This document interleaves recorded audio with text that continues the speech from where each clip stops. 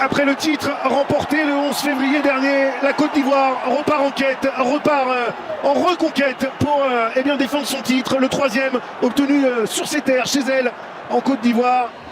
Le capitaine de cette équipe zambienne, allez, Simon Adingra pour frapper ce corner, c'est bien frappé, et la reprise cette fois-ci, c'était bien Wilfried Singo, et ça passe largement au-dessus du cadre.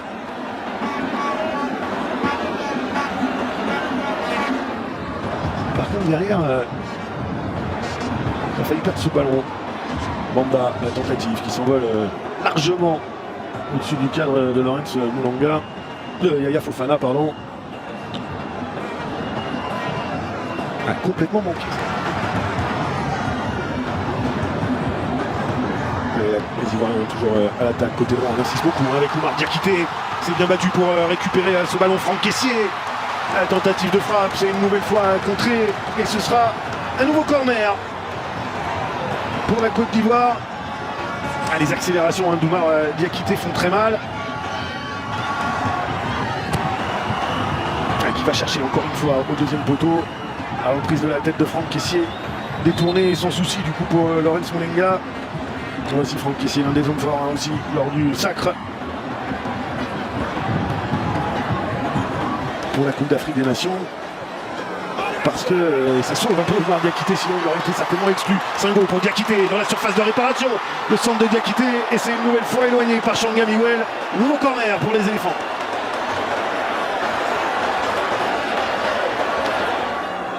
Stefano Perry, bien vu avec Simon Adingra qui propose encore, qui poursuit. Stefano Perry, Adingra qui préfère aller seul, l'appui sur Franck Kessié. C'est bien vu, Amad Diallo. Et l'arrêt énorme de Lawrence Moulanga. La voici, la première opportunité. La voici, la première occasion dangereuse des éléphants de la Côte d'Ivoire. Et c'est pas fini, Franck Kessié est lancé dans la profondeur, le tout externe. Avec ce ballon qui passe devant le but de Moulanga.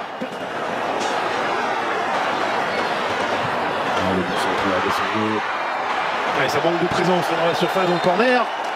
Corner tout de même obtenu, mais c'est dommage parce que ce centre de Wilfried Singo, il était bon. On revoit, il est dans une zone intéressante. Et il y avait finalement très peu de monde dans cette surface de réparation. Oui, la tentative, bien sûr. Pourquoi pas tenter en première intention. Bien joué Amad Diallo. Et là revoici Amad Diallo. Le crochet dévastateur. La surface de réparation, pas de faute selon Moustapha Gorbal. L'intervention Ndika avec Simon Adingra. Là il peut faire mal. Simon Adingra, le centre d'Adingra. Oh, la reprise complètement manquée d'Amad Diallo. Oh, il était bon ce ballon de Simon Adingra. La prise de balle et l'accélération, le passement de jambes, le ballon devant le but. Et encore une fois, Guy Prosper était battu. Ah, c'est dommage, il n'est pas si simple que ça. Amad Diallo, c'est bien frappé. Ndika, c'est pas cadré cette reprise de la tête d'Evan Ndika.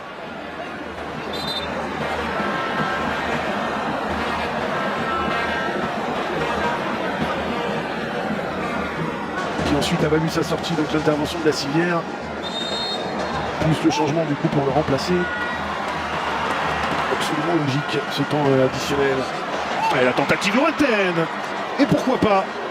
Ça passe largement au-dessus du but de Yaya Fofana, mais pourquoi pas cette tentative? C'est Kings Kangwa, me semble-t-il. Ouais, c'est ça.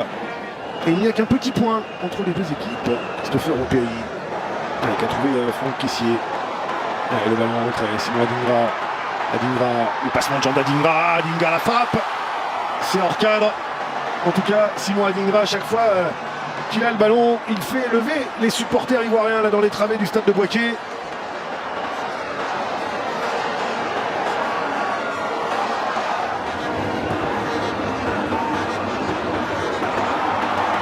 Allez, le centre devant le but, Oumar Diakité. Ah, il s'était jeté pourtant. Et c'est lui qui a pu reprendre ce ballon, mais qui manque le cadre. Relevé par Amad Diallo tout de suite.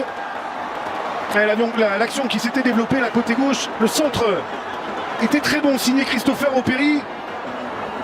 Ah, et là, Diakité qui se jette bien et qui n'arrive pas à attraper le cadre.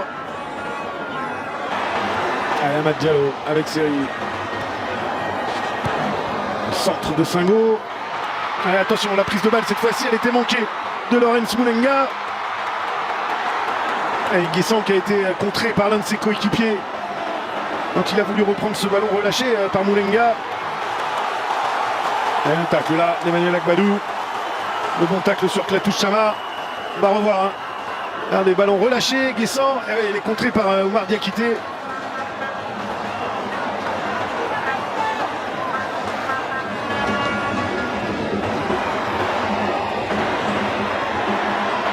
Attention de ne pas se faire piéger là pour la Côte d'Ivoire.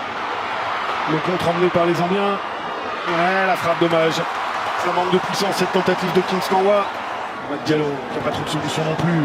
Si ce n'est Jean-Michel Seri.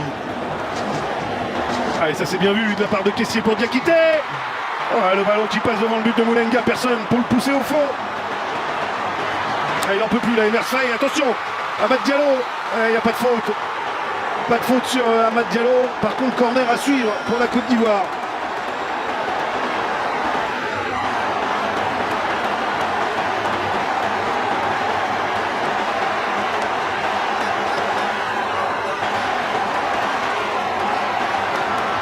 Et regardez, le tacle est bon. Hein. Tentative d'ouverture vers Adingra. Ah, il a mis ce ballon dans le dos de Guessant. Adingra. Crasso, la frappe!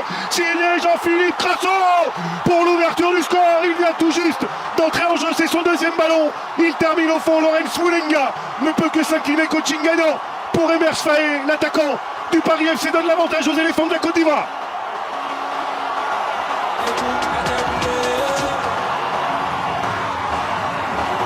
Oh, la frappe tout en puissance de Jean-Philippe Crasso. C'est Béni Traoré là qui est au départ de l'action, qui trouve Simon Adingra.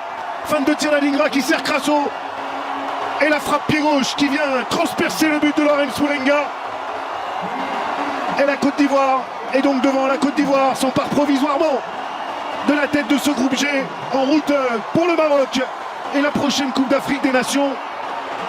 À la première fin de frappe, et alors là la deuxième qui transperce la défense. Et le but de Moulenga, la joie de Guy Demel et d'Emer Faé, ils le savent, hein. Il faut absolument bien démarrer ces éliminatoires.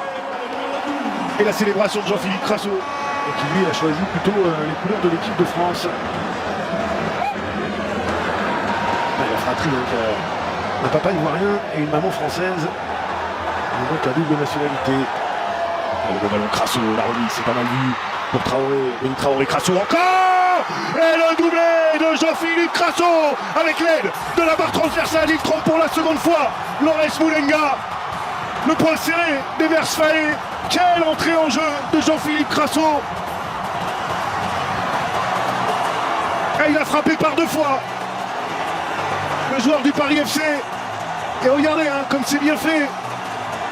La première remise pour Béni Traoré qui n'est pas en position de hors-jeu et qui retrouve Jean-Philippe Crasso. Là, la remise en première intention. Le bon travail de Béni Traoré. Et la frappe sous la barre pour tomber Lawrence Moulenga. La Côte d'Ivoire qui fait le break.